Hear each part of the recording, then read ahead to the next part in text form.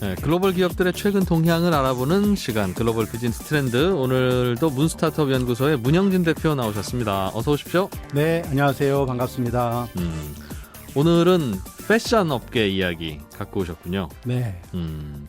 이 패션이라는 게 결국 옷인데 네. 우리가 무시하기 쉽지만 실제로는 이게 옷을 제대로 만들어서 제값받고 잘 팔면, 네. 그 말은 브랜드를 제대로 만들면 이게 요즘 많이 남는다고 하는 무슨 바이오 의약품, 이거 저리 가라라고 하더군요. 그렇죠. 제 가격만 받을 수 있으면 꽤 재밌다는 얘기를 저도 들었습니다. 100배 뭐 남기고 그런데요. 정말로. 그만큼 또 어찌 보면 이 패션 업체들은 브랜드를 만드는 것, 네. 그러면서도 또 가격 정책 만들고 하는 게 또 치열하겠죠, 뒤쪽에서는. 그렇죠. 사실 우리 명품 지갑이라고 하는 것들 있는데요. 그거 가만히 들여다보면 뭐 원가 얼마 들었을까? 이거 내가 만들면 얼마 안 들 텐데 하는 생각들이 들 때가 있어요. 네. 오늘은 네. 추운 겨울이 다가올 때 주목받는 두꺼운 옷들 중에 네. 또 여기도 또 브랜드를 만들어내는 업체들이 있어요. 그렇습니다. 패딩 제품 중에 네. 오늘 갖고 오신 업체는 어떤 업체입니까? 네, 최근에 그 블룸버그나 월스트리트 같은 데서 많이 관심을 보이고 특집 기사들을 내놓고 있는 메이커인데요.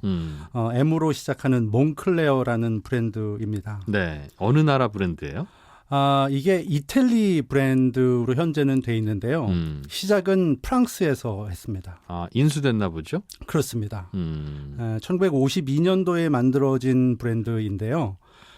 처음에는 뭐 스키복이라든가 텐트 이런 아웃도어 중심으로 해서 약간 가격은 비싸지만 기능성이 뛰어났던 그런 브랜드입니다. 네. 그래서 1968년도에는 블란서의 스키 대표팀들이 입기도 했던 그런 브랜드가 됩니다. 그러다가 인수가 돼서 네, 두꺼운 옷은 많잖아요. 그렇죠. 브랜드도 참 많고. 네. 근데 이 브랜드가 특별하게 뭔가 브랜드 이미지를 잘 만들어 갈 수 있었던 비결이라고 해야 되나요? 요령이라고 해야 되나요? 어떤 게 있습니까? 이 브랜드는 그 2003년도에 이탈리아 사람이 새롭게 인수를 합니다. 예. 레노 루피니라는 사람이 인수를 하는데요. 인수해서 여러 가지 이제 새로운 것들을 시도를 하게 되죠.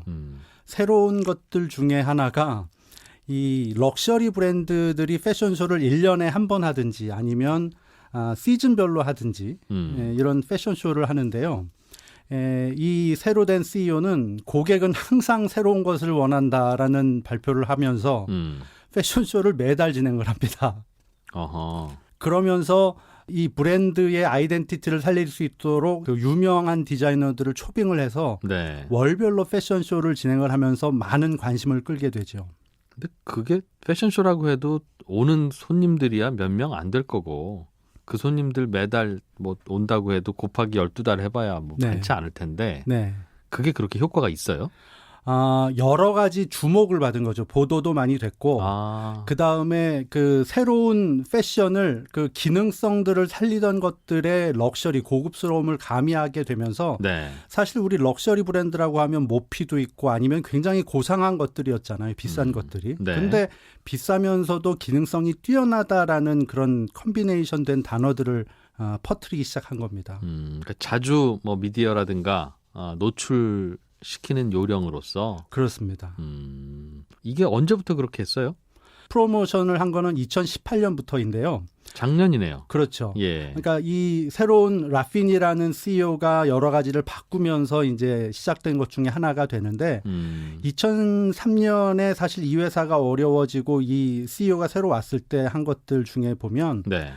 처음 한 거는 이 회사는 주로 도매 비즈니스만 했는데 소매 비즈니스를 시작을 합니다. 도매 비즈니스라는 건 남의 브랜드 달고 주문 제작해주는, 통으로 그냥 어디에 한 군데다 주고 그냥 알아서 팔아주세요 이런 것들이었는데 네. 직매점들을 많이 늘리는 거죠. 주로 대리점 통해서 팔다가 네. 본사가 직영점들을 많이 만들기 시작했다. 그렇죠.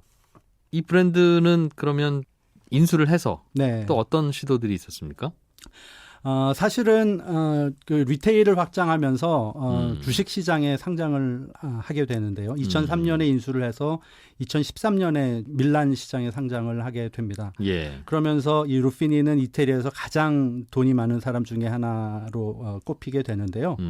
사실 이 루피니라는 사람이 이 브랜드를 가지고 비즈니스를 잘 할 수 있었던 것은 이 가족이 워낙 패션과 의류업을 오래 했던 가족이기 때문에 섬유와 관계되는 여러 가지가 몸에 흐르고 있었기 때문에 그렇다라고 합니다. 그래서 할아버지 때부터 뉴욕에서 루피니라는 그런 브랜드를 가지고 의류업을 했었는데 자기는 그걸 안 하겠습니다라고 하고 이탈리아로 돌아와서 자기만의 브랜드를 찾기 시작한 거고 나중에 인수하게 된 거죠. 그래서 몸에 배어 있는 그러한 여러 가지가 복합적으로 나와서 또 고객들이 계속 새로운 것들을 원한다는 것을 설명하면서 거기에 맞춰서 확 혁신적으로 했기 때문에 고객들이 많이 선호하지 않았나 하는 생각을 하게 됩니다.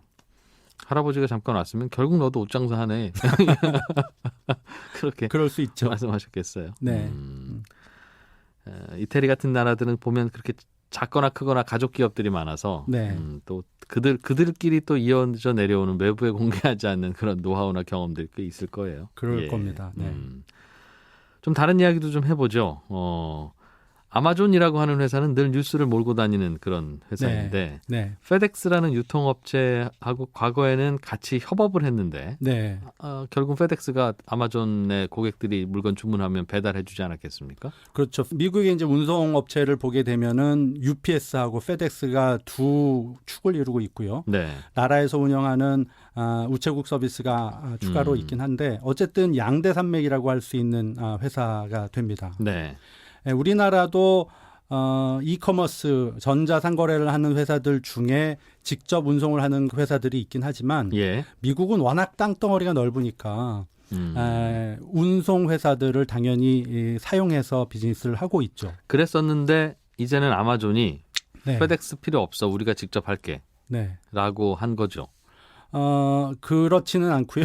페덱스가 니네가 점점 우리 선 넘어오는데 우리 미국 내에서 그 육로로 하는 거는 그만할랍니다라고 페덱스에서 미리 아마존 거 안 해주겠다? 네, 그 전에 얘기를. 아마존이 뭘 어떻게 좀 했어요? 그럼?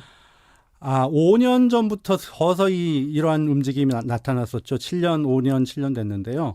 아마존이 자기네들이 독자적으로 운송할 수 있는 허브라든지 또 자동차라든지 이런 것들을 갖추기 시작했었고요. 페덱스가 보기에는 저 친구들이 슬슬 저러다 이제 우리랑 거래 끊겠구나라는 미리 움직임들은 있었죠. 그래서 그 애뉴얼 리포트에 보면은 페덱스에서 예. 작년까지는 아마존을 우리 좋은 고객이라고 그 표현이 돼 있었습니다. 그러다가 올 상반기에 발표되는 애뉴얼 리포트에는 아마존은 조심해야 될 경쟁자입니다. 위협이 다가오고 있습니다라는 것을 올 초에 서서히 얘기를 했었고요.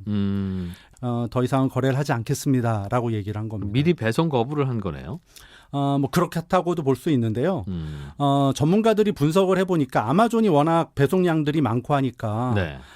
아마존이 직접 배송을 하게 되면은 비슷한 사이즈의 소포를 보낸다라고 할 때 비슷한 거리로 아마존이 직접 보내면 한 6불 드는데 네. 페덱스나 UPS를 사용하면 8불에서 9불 더 든다 그럽니다. 페덱스나 UPS도 중간에 뭘 먹어야 되니까 당연히 비싼 거죠. 그렇죠. 그러니까 예.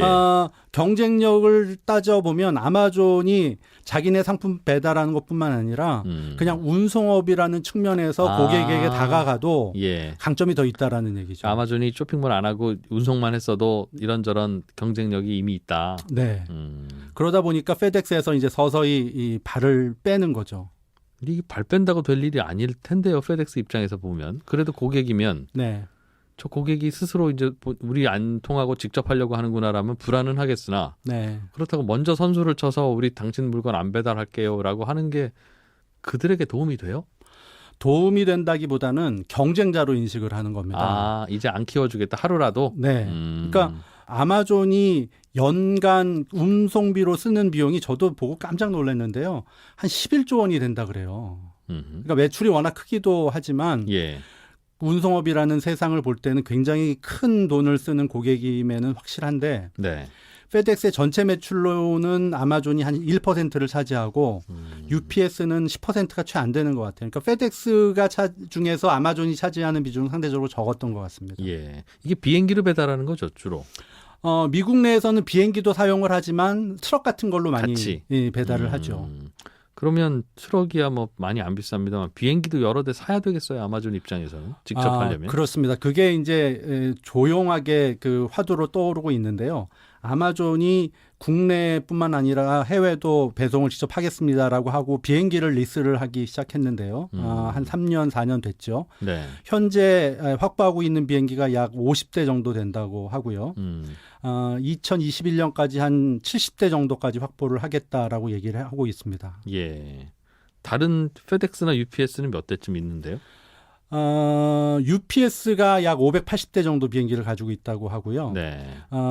페덱스하고 기타 회사를 합치면은 이런 회사들이 가지고 있는 걸 합치면 약 1,500대 정도 된다라고 합니다. 그래서 시장에서는 아마존이 이 페덱스랑 거리가 멀어지고 또 네. UPS랑도 언젠간 경쟁하게 될 텐데 그러려면 그 항공기를 포함해서 어마어마한 돈을 투자해야 된다. 아마존이 그렇게 할 것이냐 이런 데 또 사람들이 관심을 가지고 있습니다. 이게 참 아마존은 네. 뭐 돈을 벌기는 버는데 이제 버는 족족도 다른데 투자도 하고 하니까. 네. 그런데 가만 보면 실제로 이게 아마존이 인터넷 쇼핑몰인데 그렇죠. 인터넷 쇼핑몰에서 물건 팔아서 버는 돈보다는 지금은 어디서 돈 많이 버나 하면 서버 임대업에서 클라우드 서버. 네. 네. 그래서 이것도 왜 시작했나 물어보면 크리스마스나 이런 추수감사절이나 이런 시즌에 사람들이 갑자기 웹사이트 접속이 많아져서 네. 어쩔 수 없이 서버를 많이 사다가 쟁여놔야 되는데 평소에는 그렇게 접속이 많지 않으니 남는 공간이 남는 많군요. 거 빌려줄까? 네. 이렇게 하다가 생긴 비즈니스. 돈 또 엄청 번다 그러던데. 또 이것도 말씀하셨던 이 항공 배달업도 남한테 맡기면 되는 건데 이거 우리가 해볼까 하다가 이제 이걸로도 본인들 물건 이외에 다른 고객들 것도 실어 나를 거 아니겠어요? 그렇죠. 이거 비행기 사다 놓고 괜히 놀리기 어려우면 네. 그러면 인터넷 쇼핑몰로 돈을 버는 회사인지 아니면 이 주변 사업이 오히려 전공인 회사가 되는지 네. 살짝 모호해지고 있는. 재미있는 것 중에 하나는 그 아마존이 자기네들이 항공기를 릭스하고 이제 배달을 직접 시작할 때 네. 자기네들이 이용하는 로지스틱 회사들이 주말에는 일을 안 해서 그러면 고객들이 불편하니까 우리가 주말에도 직접 보내드리려고 항공기를 리스했습니다라고 했거든요. 예. 최근에 UPS도 주말 배달을 시작을 했어요. 아마존이 하니까 뭐 그럴 수 있겠죠. 그러니까 고객이 왕인 것들을 잘 생각을 해야 될 것 같아요. 예.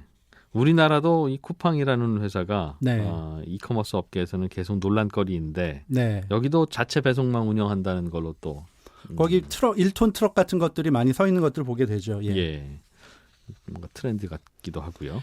아마존이 만들어서 소비자에게 선보인 것들 중에는 스피커, 인공지능 스피커도 있어요.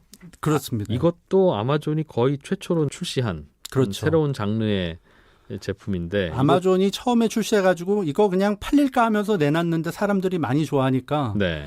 얼씨구나 하고 많이 팔았죠. 이제는 여기저기 많은 회사에서 내놓고 있는 2016년 정도까지는 거의 독점이었고요. 17년 이래로 구글이나 또 애플에서 일부 유사 제품들을 내놨는데요. 예. 현재 시장 점유율을 보면 2018년 기준으로 아마존이 약 60%에서 70%, 나머지 20%에서 30%를 구글, 네. 그리고 아주 작은 부분을 애플과 기타 회사들이 차지하고 있는데요. 구글이 선방을 하고 있죠. 최근에는 이 아마존이 그런 인공지능 스피커에 발을 달았다? 이게 뭐 로봇하고 연결을 한 겁니까? 네, 로봇을 출시하겠다라는 얘기들이 솔솔치 않게 나오고 있습니다. 아마존 로봇? 네. 뭐 하는 로봇이에요? 쉽게 말하면 인공지능 스피커 알렉사가 있으니까 알렉사에다가 발을 달겠다, 바퀴를 달겠다라는 얘기인데요. 알렉사 여기를 좀 와봐 그럼 온다는 거죠 이제. 그렇죠. 그래서 사실 아마존은 제품을 완전히 내놓을 때까지 회사에서 이런저런 얘기를 하지 않는데요. 네. 그 관계되는 사람들을 인터뷰해 보니까 아마존 에코를 개발할 때 랩 126이라고 이제 내부 기관이 있는데 거기에 우수 인력들이 아마존 에코에 매달렸었거든요. 네.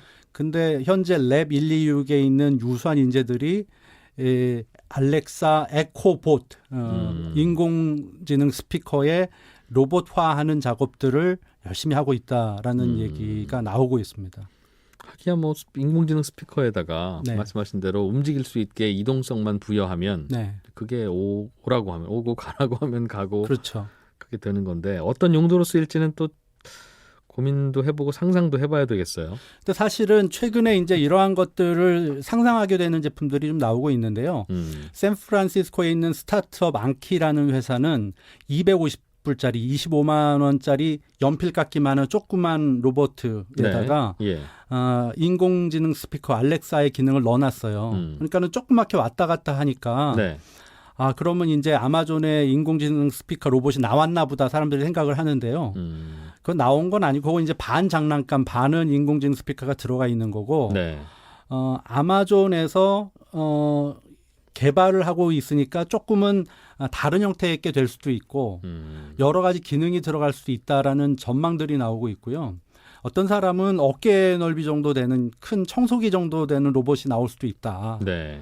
나오면은 뭐 할 건데 이런 얘기들 하거든요. 근데 보면은 이제 거기에 카메라 달아놓고 뭐 보안도 좀 챙길 수 있고 쫓아다니면서 주인님이 시키는 뭐 자잘한 것들을 할 수 있는 게 있지 않을까. 뭐 대문을 디지털 도어락으로 만들어놨으면 네. 스스로 가서 문 열어줄 수 있고. 그렇죠. 띵동 하면 가서 문 좀 열어줘라 알렉사. 그럼 가서 네. 문 열어주면 또 배달 로봇이 와서 뭐 좀 또 배달하고 있겠고 로봇끼리 서로 인사하고 그러겠죠. 반갑다 서로 그러겠네요. 네, 글로벌 비즈니스 트렌드 문스타트업 연구소의 문영준 대표와 함께 또 이런저런 기업들의 최근 트렌드들 살펴봤습니다. 고맙습니다. 네, 감사합니다.